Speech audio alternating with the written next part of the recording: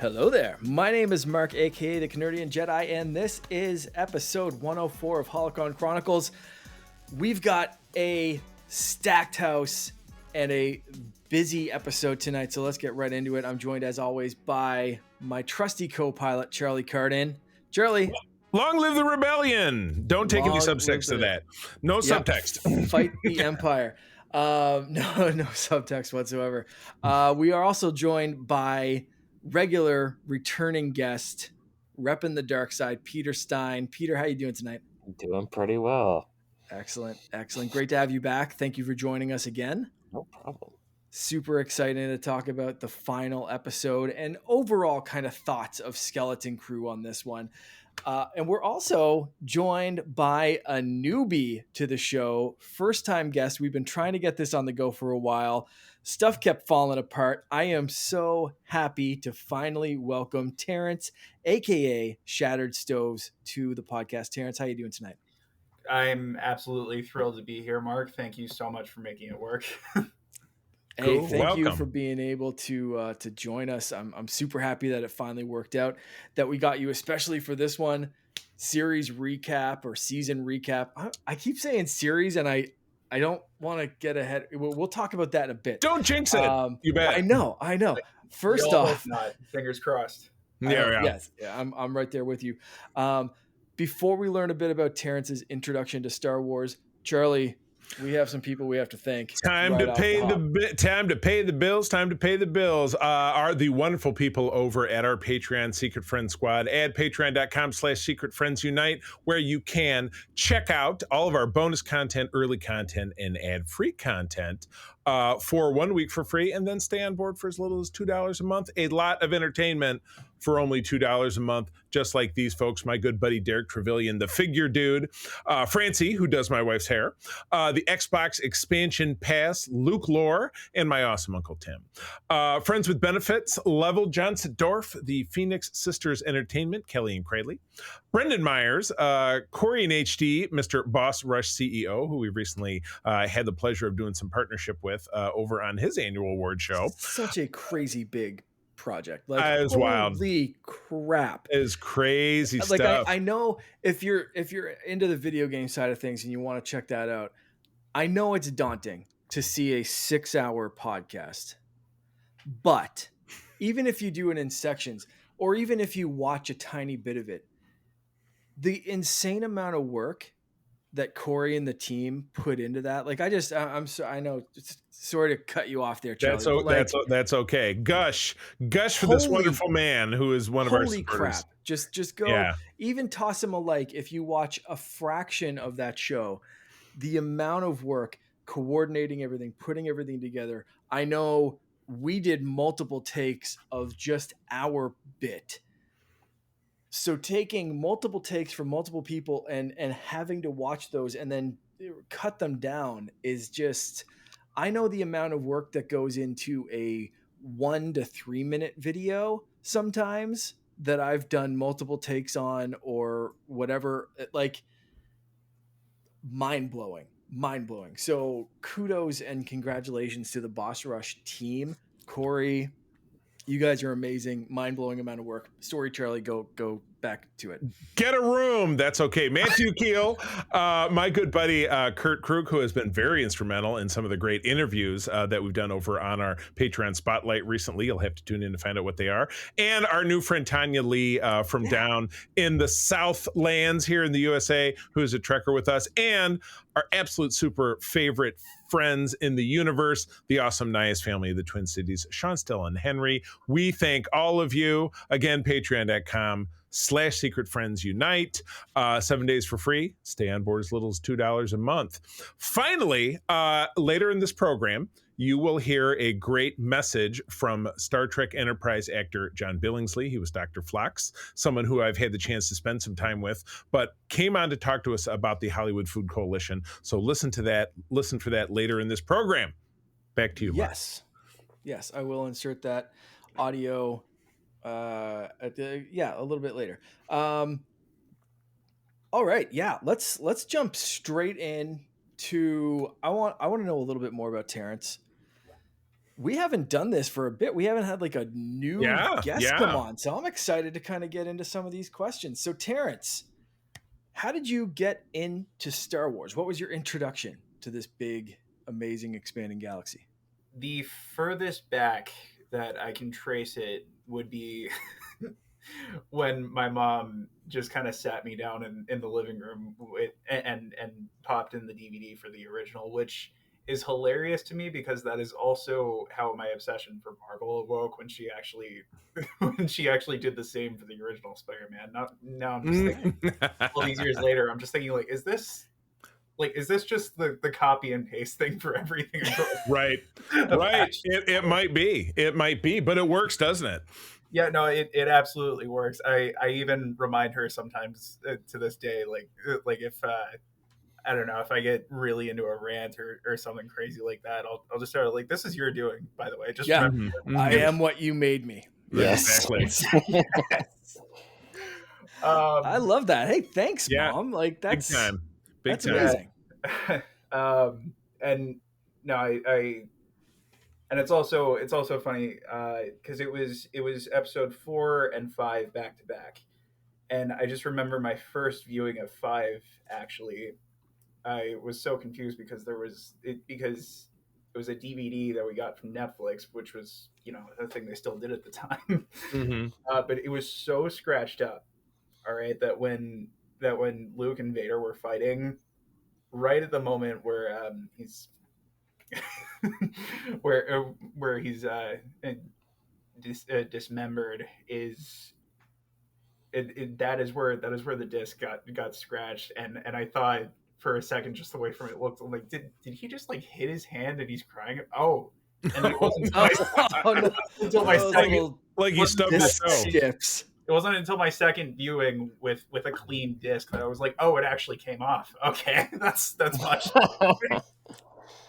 Worst time for a disc skip. That is first viewing. I can picture it though. That's really funny. Yeah. Oh my gosh. Yeah. Almost like the Peter Griffin. He's just holding his hand. You're not quite sure if it's gone. He's just No, exactly. Yeah, with that context, and I guess like the practical effects they had at that time, because it like skipped and then it suddenly went back to normal, and it's like, yeah, now it looks like he's just like holding his hand under his sleeve. So I guess yeah, you got a nasty paper cut. Just yeah, very. It's smart. Little do you know, lightsabers are made out of lemon juice. Ouch. Stone cold. No, ever since then, Empire Strikes Back is my favorite. I think I do consider that to be peak Star Wars. Awesome. One of the few titles that actually gets better with each viewing. And you watched so 4 and 5 back to back. Was that like Netflix restriction? Was it like they'd send you 2 discs at a time or something? You had to wait for 3. What was the? I was something like 5, maybe 6 years old at the time. Okay. I want to say it wasn't the same day. I think it was like I think my mom just like put it on in front of me, and then a few days later the disc for the 5th one came through. Okay. Yeah. All right. And did you follow it up with 6? I actually didn't even know that there was a 6th one for the longest time. Wow. Because it wasn't until a few years later. The ending of it was basically just Han's frozen in carbonite. They found Luke. Ended on a cliffhanger on the ship. Holy shit! And it turns out I think like that's just because like my parents had only ever seen the like they had only ever seen like the special edition of Return of the Jedi, and they weren't very impressed with it, so they just never got around to showing me until I asked. Oh my gosh! Hey, isn't this one? I'm like, just like, yeah, I don't like Ewoks and CGI, like no, but whatever, like just cutting it out. Yeah, no, I mean, I actually, now the dancers and everything in episode 6, I have to admit, even to this day, it's hard to ignore, which is why I cringy. Got myself CG musical number. Oh boy, the CG musical number. I still when I tell people that Return of the Jedi is my favorite, that's not part of it in my mind. I'm still watching the These VHS copies in my head that despecialized, which have I these got a copy of covers, right? those. Yeah. To be fair, though, we got the CGI musical, but we actually got a nice John Williams piece at the end. Yes. So True. That was Yeah. Very true. Every Take rose has its thorn, right? Or the opposite. Yeah, take the wins with the losses. I'm gonna give you that one, Peter. Yeah, that's fair because points. I remember the Yub Nub song, and Yeah, I'm okay with that not Yeah. being the last thing we see of the original trilogy. fair Ooh. point. So you said that Empire, is that your favorite movie, or is that like your favorite all around piece of Star Wars media? I it's like really hard to say because I feel like I have two yeah yeah okay you know what I feel like the closest that has ever come to that for me was the ending of the Clone Wars because I got Oh, the final season, yeah no I mean the last four episodes the last, particularly yeah. Yeah, that because makes sense. I just remember when the pandemic hit that show was like it was like oh god I'm so behind because I watched some of the earlier seasons when it was current and I was about like 8 or 9 years old. I'm thinking like this would be the perfect time for me to get caught up on it, and I have not been that hooked on a show like possibly ever, and yeah the end of it was maybe the most satisfying thing I've ever seen on TV, but it is still like I don't know. I'm thinking like that. Am I going with that, or am I going with the thing that was like more influential to me for a longer time? So I'm gonna have to say Empire just by a hair based on that.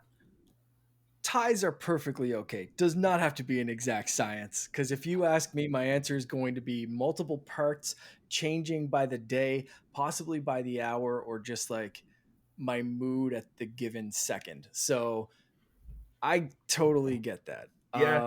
Um. No, it has it might be a tie. I'm not sure. I'm not like Yeah. yeah. I'm not set in stone on that. A lot of if you go on my page, you'll see that I'm like dishing out a lot of opinions that makes like 90% of the stuff I put up there. So I'm thinking like I don't want to be the guy who goes like back and forth on that stuff, but you know. Fair enough. Do you have a favorite character? Another tie. I think I'm on the fence between Cal Kestis and Ahsoka. All right. Good I choices. haven't. Great choices. Yeah. You see, the thing that I really love about Cal is that he had like he wasn't established as a Jedi. Like he was still a youngling in like when Order 66 happened, and from there he just had to kind of figure out things. That's kind of like I mean it's not might be a little bit extreme, but that's like kind of what a lot of people have to do. It's like they won't have the chance to learn everything that they need to, learn in order to succeed in the world. They kind of have to think on their feet. Mm, Um, like as I was playing Jedi Fallen Order, I was thinking like I really love that. I feel like he's actually doing the best he can, and he's thriving at that. If you ask me, yeah. um, I I don't know. I feel like there's a similar thing going on with Ahsoka, particularly after leaving the Jedi Order. I feel like Mm. um, I don't know. I just think there's something really motivational about seeing people work with what they have on their own and then building something from that. There's that break of like Jedi training mixed with figuring shit out on your own, so you're not quite like fully, I'll say, indoctrinated in the Jedi teachings. Like they because they both kind of like Maybe it is Order like a lack. 66 happened for both of those characters around a similar age. They did. It might be. I don't know. I'm not. There's another. I feel like a big personality trait of mine is that I'm not. admittedly, I don't get along with authority very well in a lot of situations, and I would think that that's definitely something Ahsoka has exhibited a lot of times. You know, obviously, just ask Anakin or anyone or anyone else, right? Yeah. Um, but you know, she still made it work. Like she still survived and went on to like teach others. Most recently, like Sabine, for example, like in um yeah, no, as of the Ahsoka show, she actually wound up training Sabine, didn't she? Mhm. Yeah. Yeah. Hmm. But no, I was really thinking like you took something in a really bad situation and you went out on your own, you made it work. I feel like that's really awe inspiring. Yeah. Absolutely. Um, I'm guessing with those two answers, you lean more light side. I do lean more light side. I don't know if I would be like full on Jedi, but I would say more leaning light side. Fair enough. Do you have a favorite lightsaber color of choice? Because those two, like Cal, as far as my mind goes, like there's no like I always think of him with an orange lightsaber. I know the blue one's canon, but like That's it. Yeah.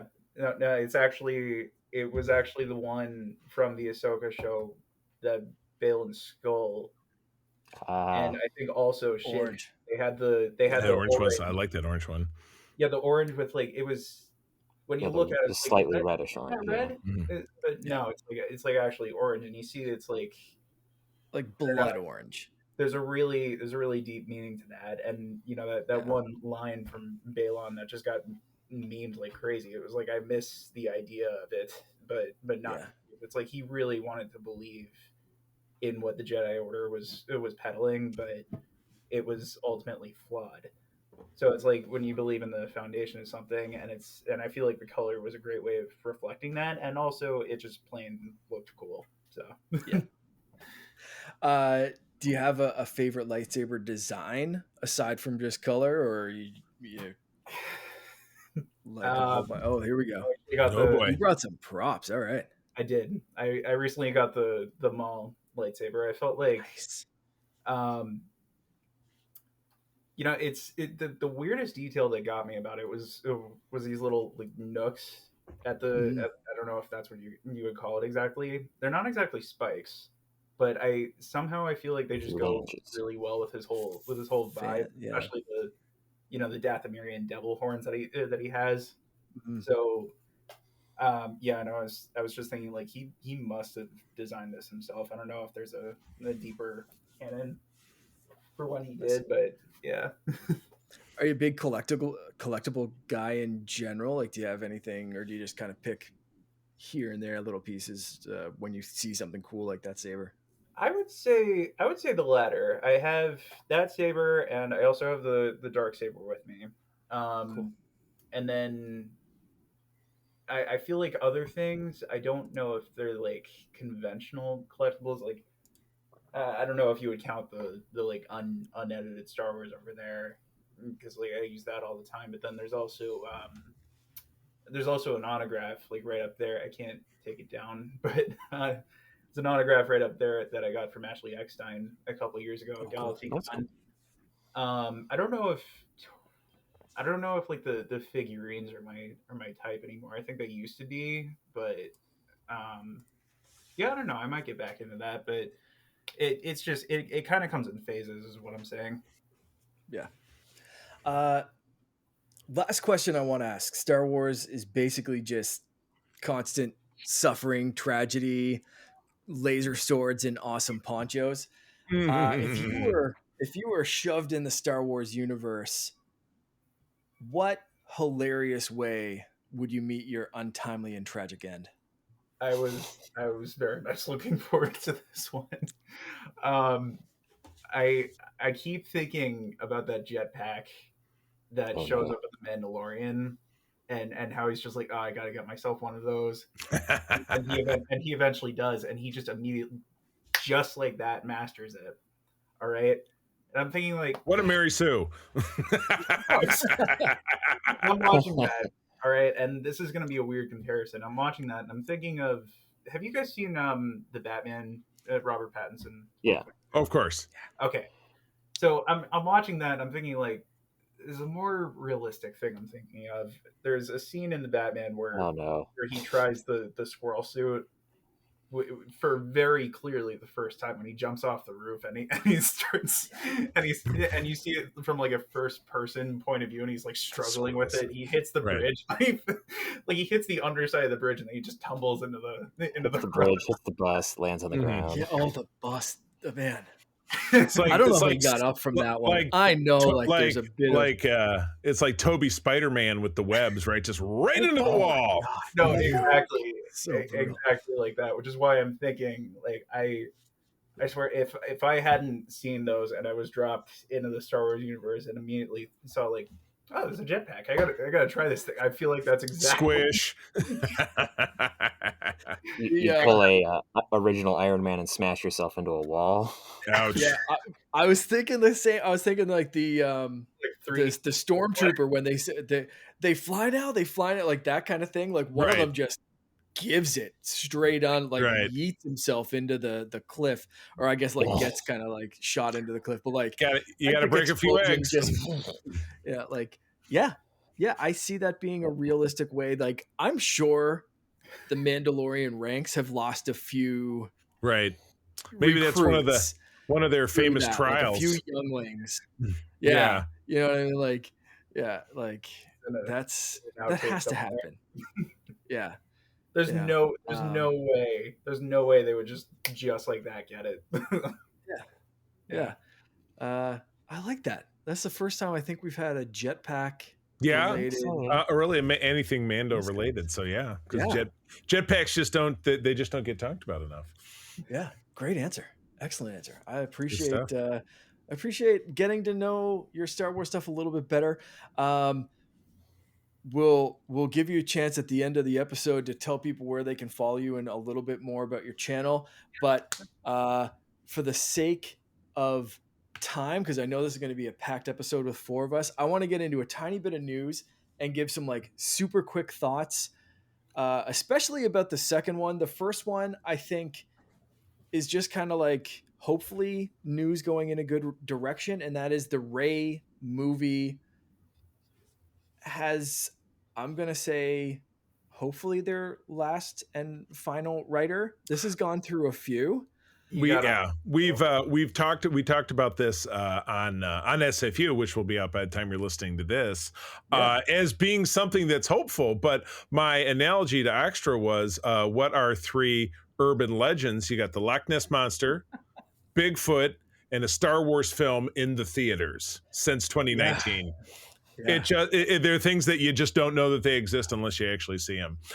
Because how many canceled projects have we had in the last over 5 years since the last time we had a film in the theaters? It's been a half dozen at least. Yeah, at least it feels that way.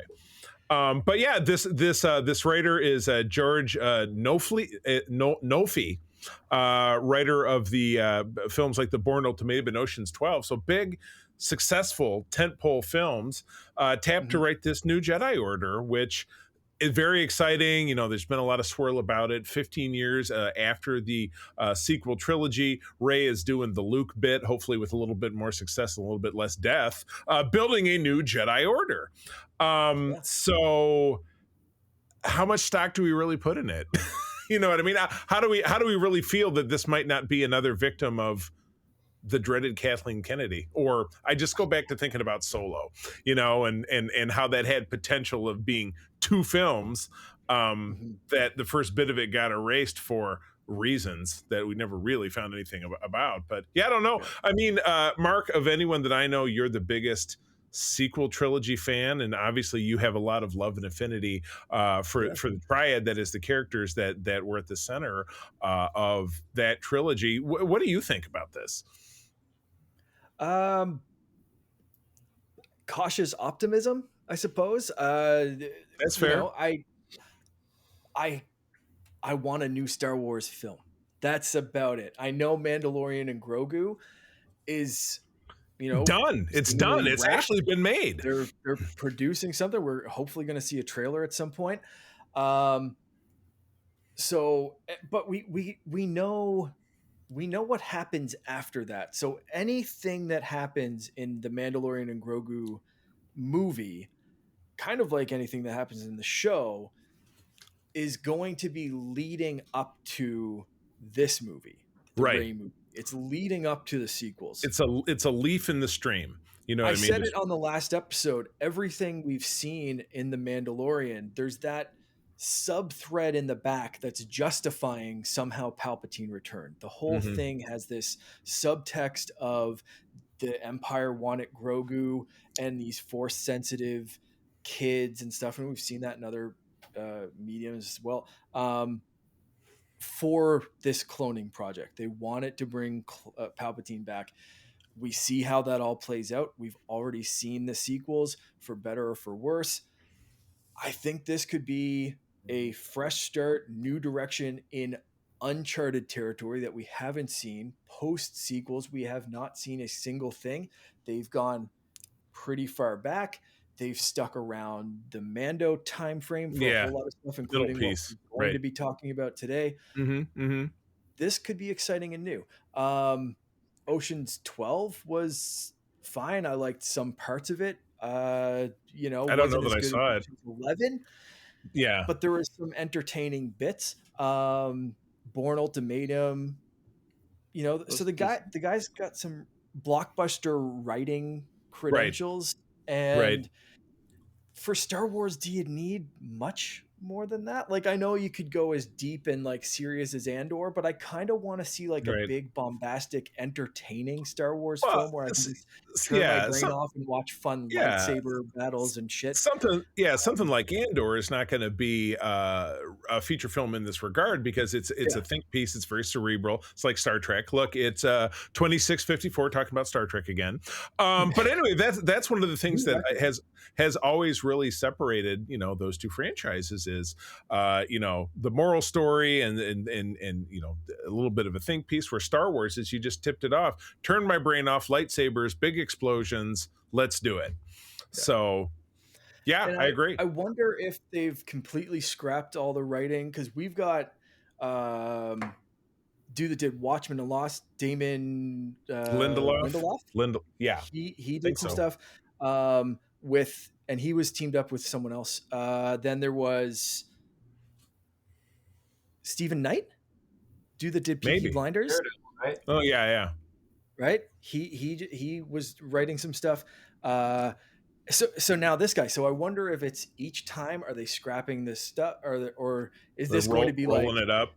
6-person writing credit kind of thing? Like, and we've seen those kind of projects from Marvel and other, like it's kind of like a thing in Hollywood now where they keep a little bit, or they still give people writing credits or whatever. Right. I just want this movie to come out. I want it to be, obviously I want it to be good. I definitely prefer that. But we'll see. I'm hoping this is like the last. We've got a writer and he can crack the formula that we're looking for. Yeah. So just a step is at least a step in some direction, which is a step in a right direction. Terrence, Peter, you guys have any excitement levels for this one? What do you think, Peter? We'll start with you, Peter.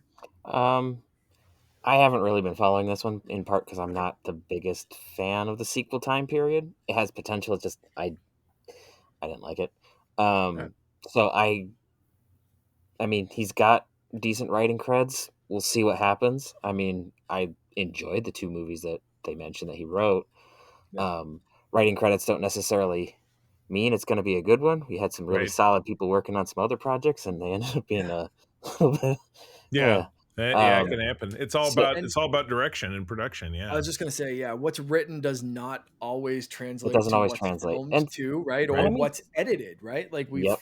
I mean, that's what happened with the original Star Wars. So the editing really saved it. So it really depends on what we're getting. You can have people who turn like dumpster fire of a dialogue into a masterpiece, and you can have like Shakespeare, and then you're watching it like, oh my gosh, what is this? So, so it's like, this could be good. I don't know. Yeah. Part of me also hopes that, because I don't know who's been slated to direct this. I just hope that whoever they get to direct it So the can do director's some been good, this. can get some good performances out of Ridley, because I know she can act. It's just that the Right. stuff that she was given in the sequels just didn't work that well. The director's been the same through the entire thing, through the That's a plus. announcement, and they got her and Daisy, I think, around the same time. That's Charmine Obaid Chinoy. She has, up to this point, done all documentary films. A lot of, Interesting choice. I believe, not a single feature, as far as I know. Didn't she do an episode of Miss Marvel, or am I thinking of something? Yes, yeah, Oh, she was part of yeah, Miss Marvel. You're absolutely correct. yes, you are Which was 100% correct there. which was a Yeah. solidly directed show. So. Yeah, Yeah, I yeah. liked that show. That was great. This will be, I think, film wise, this is her first non-documentary, but Taking a like step in you're a straight feature on. world, Like right? at least she's been in that like entertaining Marvel Disney, like so like she's in the Disney family of like Yeah, directing stuff with at least an episode or a couple of episodes of Miss Marvel. So yeah, good catch, Terrence. Thank you. excellent. What are your thoughts on this? While we're here. Yeah, I looked up George Nolfi when I heard of it. I'm like, where have I heard that name before? And I was, yeah, no, I have some mixed feelings about that one because I was a huge fan of the Bourne movies, especially Ultimatum. I felt like that was. I feel like it's interesting taking that writer because that movie's about like Bourne trying to make sense of his origin. I'm thinking like that Mm, that sounds very familiar because Ray was doing a lot of that in the sequels. The only thing is, it's like we're kind of beyond that, and also we're talking about a writer who like had that success. I think coming up on 20 years ago now. So I'm thinking it's Mhm. like do you yeah. still does he still got it? Like it like Yeah. because I feel like there are just so many there are so many writers, directors, like other creators of movies out there. I'm just gonna give an example: Ridley Scott. Like, let's just say Yeah. it's like they have a really long storied career, but at some Mhm. point or another, they're gonna kind of fall off. And I hope Yeah. that's not the case. I really hope I'm wrong there. It's a little hard for me to ignore, you know. That's fair. And But yeah, no, I exactly. was also thinking about the Miss Marvel thing, and I'm thinking like, you know what, I don't remember much about watching the show Miss Marvel, but I do remember that I really enjoyed Kamala Khan. I felt like she was like I just loved her personality as the main character. I thought she was really well written there. So I'm thinking like, okay, I mean that's a plus. But yeah, a lot of mixed feelings regarding who's involved. I think based on just what you said, like a mix of that like optimism from Miss Marvel mixed with maybe reconciling some of the past, because that's something that through extra media we know that Leia really struggled with was people finding out that she was Vader's daughter, trying to separate that. Where Luke kind of like leaned into it, he's like, I'm a Skywalker, whatever. Like Leia didn't want that out in the public. So if this again, you see Rey coming out, she's Rey Skywalker, but if it starts to come out that she's a Palpatine or she was, this Palpatine lineage, or even really taking on the Skywalker name, there's definitely parts of the galaxy that are still like, oh, you mean like Anakin? That Mm-hmm. didn't go Mm-hmm. well. That, So yeah, it's not gonna get her a drink in the local cantina. That's for sure. there's a lot of stuff where she will be reconciling that past of the Skywalker past, the Palpatine past, the Jedi past in general. There's probably is still sections of it, and we're going to get into Skeleton Crew, sections of the galaxy that are a little bit hidden, are a little bit backwoods, that still think Order 66 is the truth, that the Jedi are the enemy, they are the traitors, and that Order 66 rightfully wiped them out. And then Luke was just, was he a Jedi, or is he just like, like, are they loyal to the Empire? He shouldn't have blown up the Death Star. Like, there's a lot of stuff that can be that Bourne style coming to grips with who you are in the past and that kind of stuff. So I think it could be an interesting choice for a writer, given those credentials mixed with the directing from Miss Marvel. So that could be a really cool pairing. Excellent. Yeah. Cool. Are we gonna skeleton crew it then? Yes, I do want to touch on one more bit of news, and then we'll go right into Skeleton Crew. I'm just going to mention this. It just came out that The Acolyte is the second most viewed Disney Plus show of the year. Keep that in mind when we're talking about Skeleton Crew, because obviously The Acolyte got quickly canceled. No second season. We're going to talk about Skeleton Crew in a second, but I don't know, man. For me, this is like scary, and I'm wondering if it's budgetary thing. I don't know what Skeleton Crew's budget was compared to Acolyte, but let's get into Acolyte before we deep dive into this for a half hour and run out of time. Right. But I did want to mention that. Keep that in mind, because there's going to be some questions about where we want this season to go, and I'm a little nervous for the future of Skeleton Crew, but I don't know what Disney's expectations are, because if that's the second most streamed thing, that's very true. And they mentioned just two things in this article that one of them was Percy Jackson, which I'm not familiar with and I don't watch. And then there's this, and they don't mention, they don't give us a graph that shows us other things that it's compared to. So the article doesn't really seem to say a lot. But again, we'll cycle down that after we get into the meat of this one, because To preface that, I did see, and just to clarify something with you, I did see another article. I shared literally the first one that came up when I grabbed this article. I did read a couple more. One of them was a lot more damning to The Acolyte in terms of fall off. First couple of episodes, high viewership, counted for that like big thing, and then maybe a tiny spike at the end, but nowhere near where it was at the start. So people started watching it, they didn't like it, and they stopped. This is all counted for hours viewed or minutes watched or whatever the hell it is. Minutes it said, minutes. So Terrence, you wanted to jump in there. It's funny, actually. I didn't before I even knew we were going to be talking about this, just earlier this very day, I was watching a video by Snarky J. Are you guys familiar? Yeah, she's cool. She's got a great YouTube platform. Love listening to her opinions. But she was talking about the viewership on The Acolyte, and she was thinking like, I found that very interesting that they were really hitting on minutes there. So if you look back, not just on The Acolyte, but on other shows, let's go back all the way to 2019 when season 1 of The Mandalorian came out. And she said that season actually got 5.7 billion minutes watched, which is twice what The Acolyte had. And there's one thing you have to keep in mind here. That show was the very first of Disney Plus's Star Wars shows. It came out the day that Disney Plus went live. So it's like that many people tuned in, and then all these years later, it's kind of starting to that number is just like, you can't really deny people are kind of falling off after that time. Especially because in theory there should be a lot more Disney Plus subscribers. So subscribers versus minutes watched, that for Mandalorian, that would be like everyone's that subscribes is watching this, versus Acolyte, it's like a fraction maybe watching, even, but still second most viewed. That's either troubling for Disney, or I don't know. Anyway, maybe there's more content to divide up over minutes watched versus, I don't know. There's a lot more deep dive into this, and I don't want to get into it right now because I want to jump into Skeleton Crew. Yes, please. So here we go.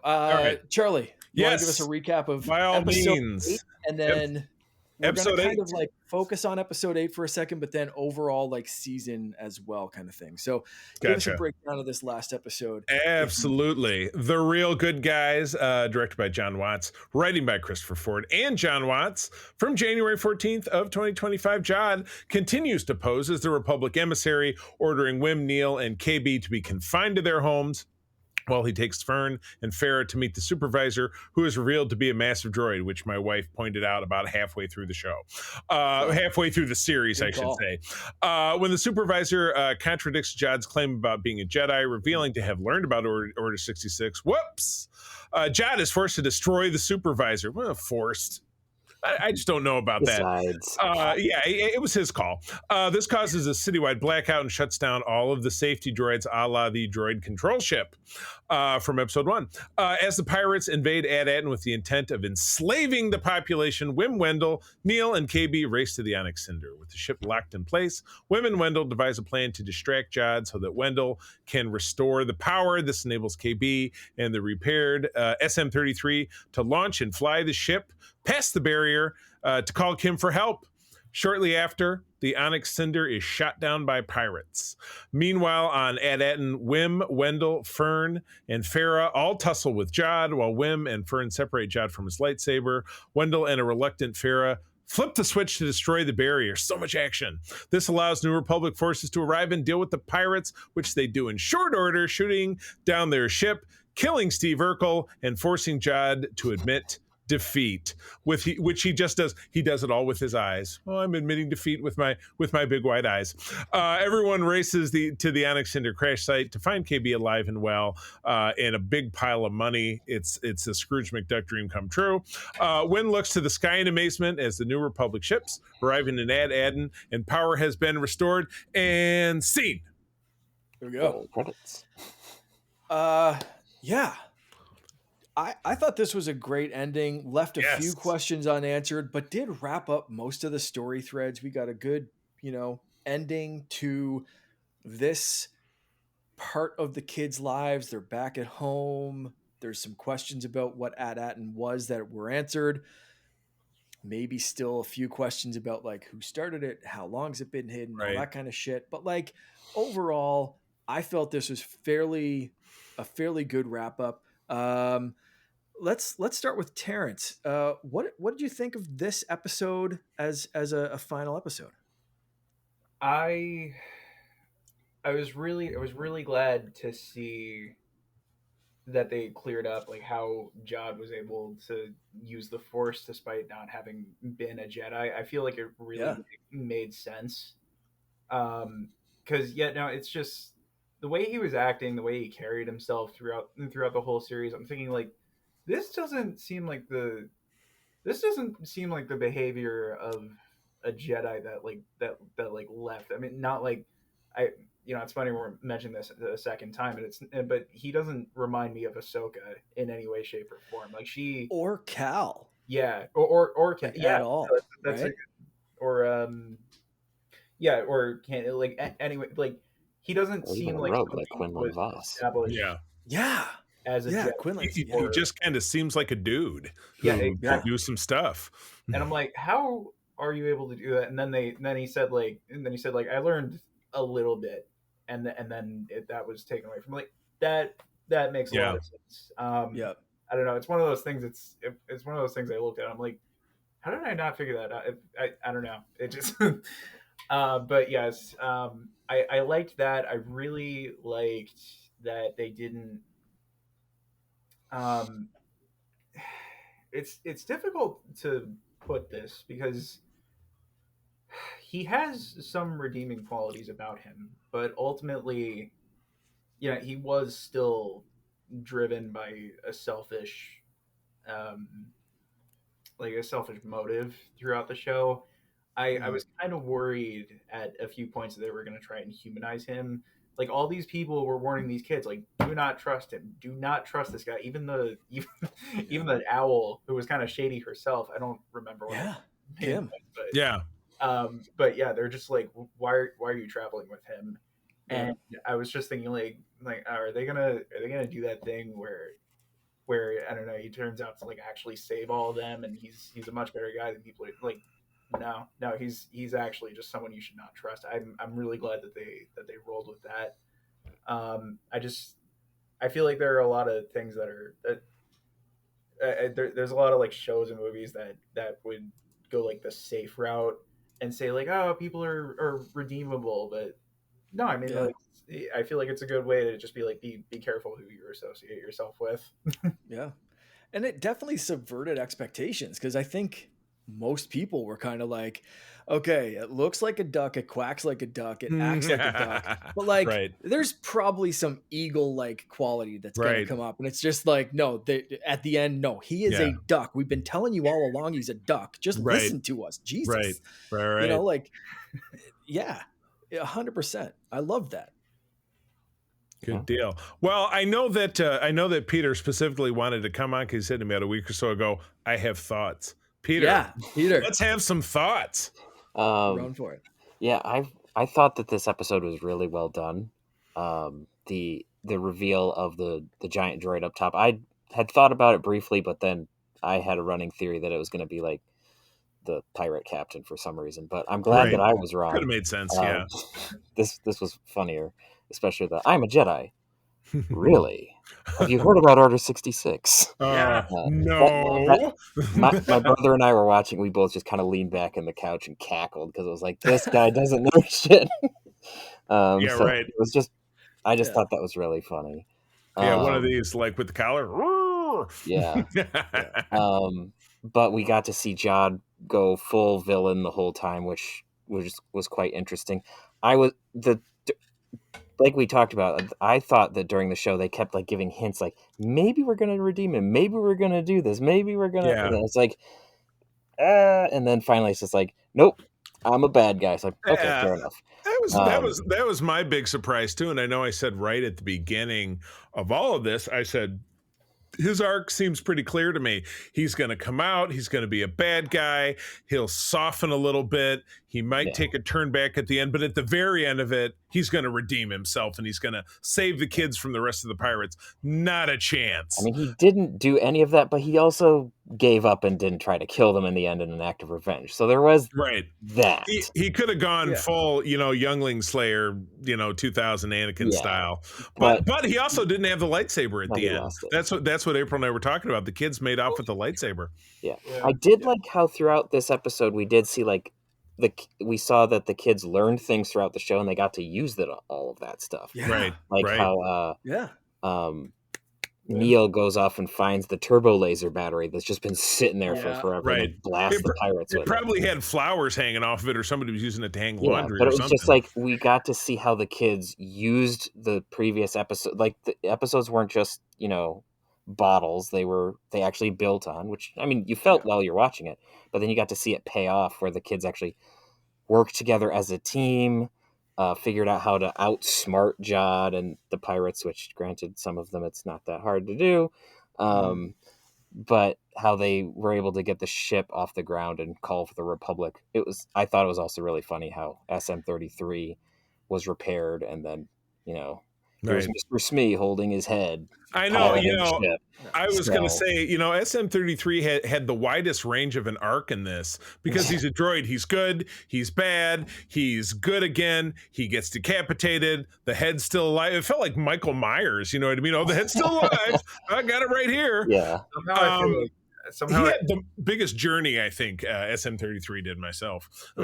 So, I feel like SM-33 and Chopper would get along swimmingly. Oh, absolutely. Well, you could just put him on, that little plate thing that Chopper pops off the top. Just kind of screw SM-33's head in there, and then you've got like that Frankenstein droid that was running the on the lava river in the Mandalorian. You know what I mean? Yeah. That would be horrifying. I know, right? That's great. It's good though. Do it. Use it. Use that feeling. Oh my goodness. I do love how, again, like Peter, like you were saying, it went back to other episodes, but I really thought, like, especially with the Neil bit going after the cannon, and it was right there. Like they made sure we knew all these planets were the same. They had the same layout. There should be cannons, but none of us thought, like, I don't think there was anyone who You know what? thought like Neo You was know, going after the cannon. you Like know that what the was a surprise. you know what the planet was like? It was like, remember where Marty McFly lived in Hill Valley? That's what that was. All the houses are small and crappy. You know, it was the Star Wars suburbs, but it was like, here's the train station, and here's the ice cream store, and we have the big monolithic wiener tower stretching into the sky. You know what I mean? Everything was the same. So yeah, it was a planned community, like, you know, Pleasantville, or, you know, that town that Cobra had in G.I. Joe, or Hydra, you know what I mean? The Russian towns, like you saw in Indiana Jones, you know what I mean? Yeah. I didn't see I didn't see anybody survive in a refrigerator, though. Thank God they skipped that No, plot yeah, contrivance. Neo actually had to run from the cannon. He didn't survive in a. Yeah, Yeah. But I really thought like the lesson from that episode was going to be like, you know, all your friends think this is like a big storybook adventure and like war is real and it's good to maybe sometimes take the pacifist route and that kind of stuff. I really didn't think the takeaway from that episode was going to be there's a giant freaking cannon on your planet, go right, use it. right, So when he used that, I was like, right, obviously that's there. Obviously he was going to use it, but like it never crossed my mind. My episode was like, my takeaway from that episode is like, Neil's got game. right, These kids are kind of learning that the universe is not a storybook adventure. right. But like, and then they bring back the can. It's just like, oh shit, yeah, they Yeah, learned that too. Okay, yeah. cool. Fantastic ending though. I also, for me, I really loved seeing the difference between Jod and Wim. Yeah. And the question of what is a Jedi, because we've been asking that question this whole season, this whole time of, is Jod a Jedi? Is he not a Jedi? He can clearly use the Force, but what makes him a Jedi or not? Has he had any formal training? All those questions we've asked through this whole season, but never asked if Wim was a Jedi without Force powers. And I think that's a really interesting question because KB called him a Jedi. He always went out of his way to save his friends and do what he thought was right and follow that kind of like hero The creed Jedi kind of code, thing. kind of, Yeah. but like not Jedi like code. yeah. And then he finally held a lightsaber the right way at the Oh, end. it was great. And did you see him flip it? He was like, Yeah. "Whoa," make sure he's not gonna Yeah, carry he's looking himself. at the Yeah. right end. Yeah. But it's asking that question of what makes a Jedi. Is Wim, like, could you see someone like Wim going with Rey's school? Is this maybe a planting those seeds as Star Wars loves to do? Or maybe I'm looking too much into it, but like I could see Rey just kind of accepting anyone. If you're fighting for what's right, it doesn't matter if you can move a cup from across the room. Does that matter as much as just having the guts to stand up for what's right? And what makes a Jedi? What could make a Jedi in this new post 66? We're gonna take anyone because we got no numbers kind of game. You know what I mean? Like Mm-hmm. Luke's school didn't work out, and he was only taking Force sensitives. Is this maybe planting an idea that like Rey could maybe start to expand what is a Jedi to kids that are like Wim a little bit more? And I've seen some other people write articles about this. So this is not an idea that I've come up with completely on my own, but it is very interesting that they've made a couple of references to like even just throwaway lines of Wim, like, thanks Jedi, you know, that kind of little stuff. Overall, what did you guys think about this season? I want to say season. Do you guys, you know, so I'll pose this in a couple of questions. One, what do you think overall? Two, do you want a second season? And three, if the answer is yes, where would you like to see this go? Terrence, you're a new guest. Let's start with you. Those three questions, tackle them. Okay, so overall, I thought the season was great. I would say it's like an 8 out of 10, which for me is like I call that a fire rating. Yeah, no, I just thought it was so refreshing how straightforward the plot was throughout the whole season. Just kids get lost and they got to find a way back. Obviously, there are a lot more subplots to that, but I feel like that's something that Star Wars shows and specials have kind of been lacking in the past couple of years. Even with, like, I'm not saying necessarily that's a bad thing. Like Andor was very complex, but I still liked it. But it was refreshing all the same. You know what I'm saying? Yep. Um, and let's see. So if I want a season two, I would like to see a season two, but at the same time, I feel like they ended it in a way where not having a season two would be acceptable. Oh, I, totally agree. I Totally would agree. I would very much like to see Wim take a like get a closer look at what being a Jedi means, because it seems like he was really passionate about that. Like way back to the first episode, when he answered to the teacher like what do you want to do when you grow up, and he kind of indirectly said he wanted to be a Jedi. I'm like, oh, I really want to. Yep. Aw, little buddy. I hope he does well. Like Yeah, actually, I hope he does. I would very much like to see that, but at the same time, I'm thinking like the show ended. I feel like on a pretty hopeful note, so you could kind of assume that he pursues it. I'd be fine with that. So yeah, I mean, basically take it or leave it for me, and then, well, I guess I just kind of answered like where I'd want to see season two go, right? Yeah. Cool. Peter, same three questions. Overall, I really liked this series, season, however you want to say it. Brits will call it a series, so we'll just say that that's what I'm doing. So I really enjoyed it. I really thought that the return to the understanding that Star Wars is for 12-year-olds was a good move. Yeah.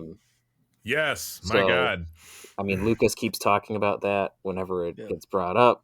Just watch any interview from him through the 70s and 80s and keep saying it. Through. So that was really good. They, like you said, they kept the plot simple, which was also a good choice. And they kept it focused on just the characters and all of that. So I thought it was really, really well done. And they also had memorable characters, which helped. And they didn't have characters that everyone was just like, please get off screen, blah. So that was a plus. So I think my favorite bits were a lot of the character interactions and a lot of the like just classic 80s kids movies weird humor stuff that kept popping up. So the weird creature moments, like, there's a scary monster, actually he's our friend and he wants to help us. We're sitting here having a chat. It's very good. So stuff like that was just pretty classic. Kids defeating the adults, like, lots of things that were just kind of fun. Do I want to see a second season? I would love to see them do more with these characters and this setting. My one hesitation is what you would do with the story moving forward, because you would have to have it related to this to keep both the name and the vibe going. Because if your show is about kids and pirates and you want to do more, you blew up the pirates, and the Republic has the treasure, right? What are you going to do next? And it's called Skeleton Crew, which really relates it back to thinking about the ship, which wasn't destroyed, but and so you'd have to have either the kids on the ship again or something. I mean, if we do have a second season, they need to bring back more pirates, which was, again, a missing element in this show, which I'm going to say because I've said this in every single show that we've had. It will not be a good underworld show until we have Hondo Onaka. Right. Come on now. So, I've been missing this dude the whole time. I'm just live action, non-animatronic. And I wanted him to show up in Book of Boba Fett so bad. So did I. When we got Cad Bane, I was like, that is acceptable. Cad Bane is an acceptable alternate, but we didn't get the old Cadbury egg. Yeah, absolutely. So if we get a season 2, I would like it to be a more whimsical exploration of the underworld of the Star Wars universe, with tour guide of Hondo Onaka, the best pirate that has ever lived in the galaxy. Right. But I am not a pirate. I am a businessman. So you just have to. It's a little bit of. You have to keep that going if you're going to do a season 2. Right. Well, I definitely spinning off of that. I'll jump in. Yeah. This has been such a breath of fresh air because we've gone through some tough times with Star Wars TV, with the Acolyte, which frankly was not loved by me, was not loved by some other people we had on the show. Mark, I know you were up, you were down, you were up, you were down. You Yeah, it had some moments. you approached the Acolyte the same way that Peter and I talk about how we approach Star Trek. So vast, over 950 segments, TV episodes, movies out there. Trying to find some good in everything, which what we're going to talk about in our next episode, the TV movie, we're really going to be digging deep to find something good in that one. But I digress. This was one of the finest things that I've seen out of Star Wars in a very long time. It ticked all the boxes for us 80s kids and even 90s kids like yourself, Mark, going back to the ET, going back to the Goonies, feeling good about it, having an exciting ending that really felt like an ending. You know, I've said time and again, I think where the Acolyte really failed is they were trying to give you a start your engines moment, like, we'll get invested because we dropped these like really big boulders that are in the way of our story that won't be resolved unless we have a second season. So, Yeah, don't do that. Yeah, nothing really seemed to click. So, in some ways, if I was to predict another season, it would be 10 years down the road, real time. Because the kids are grown. Because again, look at Stranger Things. Those kids are going to be getting Social Security checks by the time we see the last season of that show. It's too much time. So it would be cool to be like, we took the ship and it got fixed up and it went in a museum or something. But then big crisis, big bad, we've got to help. So the four kids get back together and grab the ship again. And, you know, by that time, SM-33 has, you know, IG-88's body or something. I don't know. They fixed him up. And they have to go tackle something and meet up with Hondo and Naka. So give this a bit of time to breathe, let other projects kind of flower. But they succeeded and like we were talking about with minutes and viewership and what Disney expected and what they think is going to make a success. I don't have any idea what metric they're judging by a success. If it was 3 million minutes for the Acolyte, does something have to be 5 million minutes to be not a failure, or 100 million minutes to be a giant success? I don't know. I don't have an idea, but yeah, they nailed it. This was one of the better things that we've seen in a long time, with having, you know, it was a low, and now we're up at a high, and now we're going back to Andor, which no Star Wars fan I've ever talked to doesn't revere that program. They really accomplished something special, and they're going to do even more. So I can't wait. Yeah, I'm just going to mirror pretty much everything you guys said. I thought this was perfect. I am a massive Goonies fan. I love anything pirates. Yeah. So just, you know, Star Wars plus pirates, sign me up all day, every day. Like, just do that. And John Watts, Christopher Ford have both come out and said they don't want to do a Stranger Things thing. It'll be like this. These kids are still 12 and they're the boys are shaving. Exactly. You know, if they get renewed for a season 2, or if there's another project with these characters, they want to write it realistic. They're going to say, okay, when's the launch date of this? It's 2030. Cool. It's going to be 6 years real time. What have these kids and their families been up to for 6 years? Right. They're aged up appropriately in the show. There's going to be a time jump of whatever it is, IRL, and we're going to pick up from there. So I would love to see that. And failing that, if it's not exactly picked up for Skeleton Crew season 2, I hope we see more of these characters. I hope that they, you know, KB joins, and they don't even have to necessarily stick together. KB joins, you know, this group in the New Republic, or, you know, this person shows up in the Resistance. We see, you know, like Neil goes back and starts teaching other planets about like what's actually going on in the galaxy, and maybe like trying to find peaceful resolutions. And then Wim maybe is going off to try to be a Jedi, and maybe he is finally Hondo's pirate Jedi that he's always wanted. I, Why I not be both? I think it's a stretch, but I appreciate your imagination. But he does have a lightsaber. He does a lightsaber. have a lightsaber. Exactly. He's got correct. some pirate-esque tendencies. Yeah, he lives on a treasure planet that's gonna. Now that the New Republic has found it and rescued it, I guarantee you the next person that knows about it is going to be Hondo Ohnaka. There will be opportunists. Yeah, exactly. He's gonna try to get a piece without a doubt. Excellent. So I'm just excited for where they could go with the characters. Maybe not for the reasons you've already mentioned. Skeleton Crew, number 2, because are they a crew? Do they have a ship? Is it still a piratey as much? But if they have ideas, I hope they can run with them. That's all I'll say. I hope that Disney sees this, and I hope the viewership is there, and I hope now that the series the season is done, I hope people go back and watch, because I think a lot of people were burned by The Acolyte and Boba Fett and even Obi-Wan for a lot of that season. I think people just their expectations weren't met, and I think they were kind of lukewarm on Star Wars shows. I think that's fair. I think the general vibe has been they've been okay at best since Mandalorian season 2.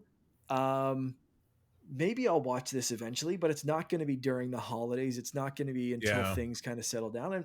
And I hope that through this year or through the next couple of months or whatever, people go, oh, what's Skeleton Crew about? Okay, there's only this many episodes. Cool. We can knock out 8 episodes in a week. Let's do that.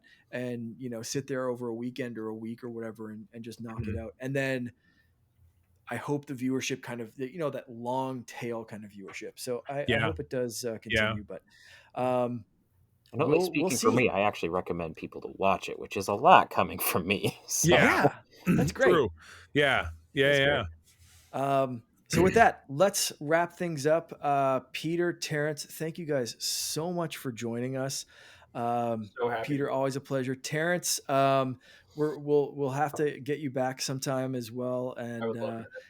and dive into something else. But until then, tell people where they can follow you on the internet, what kind of content and stuff that you do, and where you want people to go. Yes. Primarily, I'm on Instagram and also TikTok as Shattered Stoves. If you're wanting to know the meaning behind that name, kind of, yeah, you can. It's actually in a pin post. It's quite funny, but I've I don't know. I guess this might also be a good time to say I'm considering possibly going into Blue Sky and also Letterboxd. I don't know. Keep an eye out for that. If I do that, it'll be under the same name. But yeah, there I do a lot of posts about just general entertainment. Yes, quite a lot of Star Wars, although it's not limited to that. I'm also a huge Marvel, Lord of the Rings, DC nut over here. So if you're into that, that's fantastic. Every now and then, I do also get into a bunch of cooking, any food. Just in a nutshell, big 3 things are just entertainment, food, and the struggles of ADHD. So if any of those apply to you, then I would hope that it would speak to you. I think listening to a show on the Secret Friends Network, you've got a good mix of Star Wars, Marvel, little bit of DC. So I think you're talking to the right crowd. The Batman. The Batman. Awesome. I'm working on a couple of different and suits. I'm gonna label myself as a master of none, but yeah. Aren't we all? Peter, you're not a big social media guy, but where do people track you down at if they want to? If you really, really want to, you can find me at Petrus Aquinas on various social platforms. I'm primarily active on Discord. Well, it's the Secret Friends Unite and others.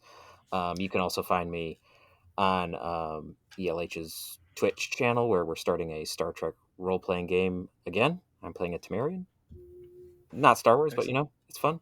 And you can find me behind the scenes on a Star Trek fan audio show called Starship Excelsior. Woohoo! Good deal. Mark, what about you? You can find me pretty much all platforms as Canardian underscore, or sorry, Canardian underscore Jedi, except Blue Sky, which is Canardian dash Jedi, because they don't do underscores for some incredibly strange reason. Absurd. Well, now I have. But you can always find me hanging out in the Secret Friends Unite Discord group as well. So if you want to message me there and find out the rest of my socials or whatever, feel free to do that. Excellent. And I am on all of the socials that I choose to use, which would be Threads, Blue Sky, and Instagram. I am at the C3, TheCeeThree. Like Peter said, the good jam, the good chat is over at the Secret Friends Unite Discord. Hit us up, even over at secretfriendsunite@gmail.com. Drop us a note. We can send you a link, or hit us up. Our DMs are open on any of those socials. And with that, gentlemen, we are out of here. That is the show. I'm going to tell you, as always, that sharing is caring, and to keep on trucking. May the force be with you. Rex, play us out.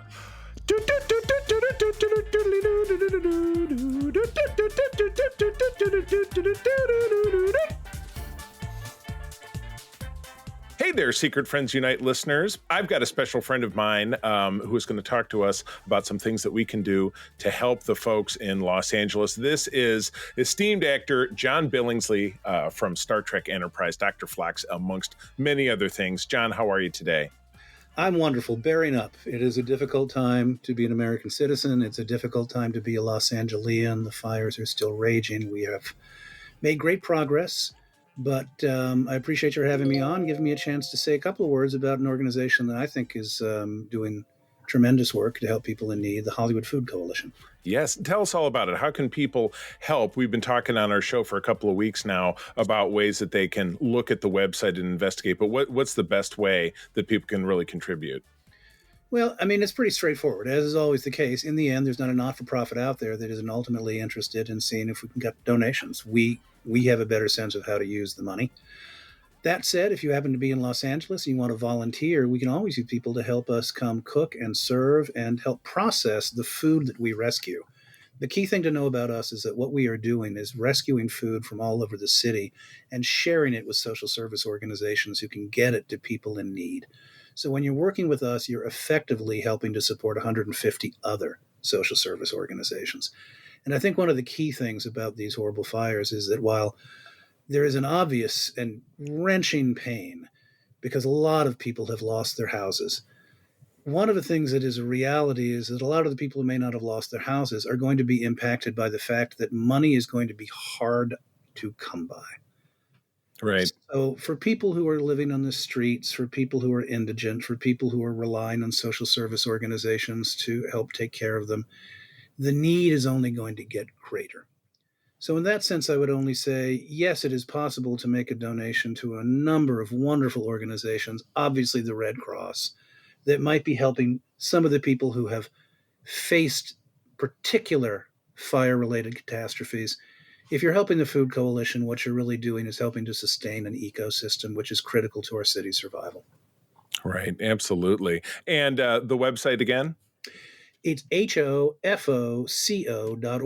HOFOCO. Exactly. HOFOCO.org. Like all websites, you fish around, you hear our story, you learn about the wide range of things we do. We serve a hot meal to all comers 7 nights a week. We help provide for hundreds of people's emergency needs. And again, we rescue almost 2.5 to 3 million pounds of food a year that we share with other organizations. The other thing, since you give them the opportunity to chat, and I appreciate it, that is really important to me because this is Star Trek. Coalition was the word that appealed to me when I joined this organization 8 years ago. The idea that it takes a village of people who are learning how to do things together that they cannot do separately. When it comes to food rescue, you have to put a fleet of trucks out there. You got to find places to take that food to keep it refrigerated. You got to figure out how to reach populations that might not be easily reachable. It truly takes a ton of groups working together to figure out how to provide for a city as big as ours, millions and millions and millions of people. I'm really proud of the efforts we've taken in the last few years to help build that collective, collaborative infrastructure. And I think that's really one of the keys as we face this political crisis we're in.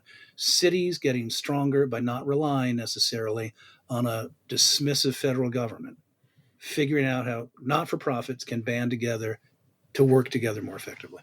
Absolutely. That's great. So again, hofoco.org. ORG, yes, I Right. am always forgetting my orgs and my nets. Orgs and my nets. Hofoco.org. Absolutely. Hofoco.org. Oh my goodness. Good. Well, John, thanks for jumping in with me and all of our friends over at Secret Friends. No matter what show you're listening to, if you're on our Patreon, please go investigate, give, and help our fellow folks in Los Angeles. And let me throw one last thing out. Trek Talks, which is the annual Lollapalooza 8-hour digital telethon to raise money for the Hollywood Food Coalition. We've postponed it, but we haven't canceled it. It'll be back probably in April, so keep watching the skies. You better believe it. All right. Thank you again, John, so much. And I always like to say, keep on trekking. Thank you.